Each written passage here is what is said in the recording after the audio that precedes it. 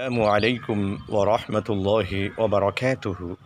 உங்கள் அனைவரின் மீதும் ஏக இறைவனின் சாந்தியும் சமாதானமும் உண்டாகட்டுமாக. சிந்தனைக்கு சில மணித்துளிகள். மனிதன் பாவம் செய்பவனாக படைக்கப்பட்டிருக்கிறான். பாவம் செய்வது அவனுடைய இயல்பிலேயே ஊறிப்போன ஒன்று.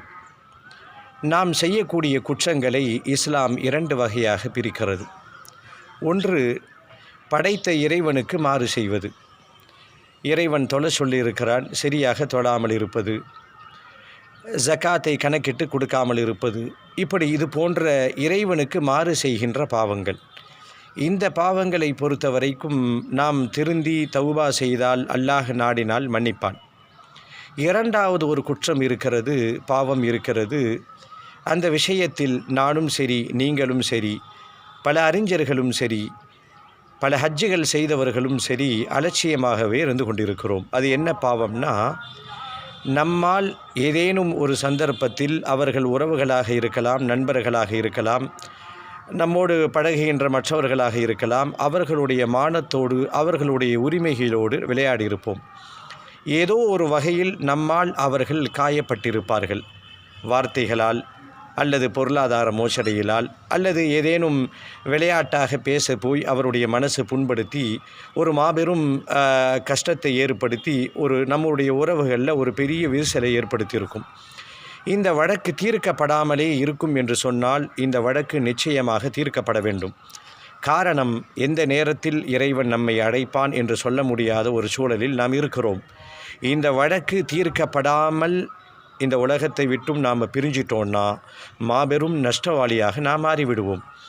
நம்மால் யாரேனும் பாதிக்கப்பட்டிருந்தால், நான் நியாயத்தில் தான் இருக்கிறேன், என் பக்கம் என்ன தப்பு இருக்கிறது என்று வரட்டு பிடிவாதம் பிடிக்காமல் ஏதோ ஒன்றின் மூலமாக உறவுகளிலோ அல்லது நட்புகளிலோ விரிசல் ஏற்பட்டிருக்கிறது, பல வருடங்களாக நீங்கள் பேசாமல் இருக்கிறீர்கள் என்று சொன்னால் இந்த வழக்கை உடனடியாக ஃபைசல் செய்து கொள்ள வேண்டும்.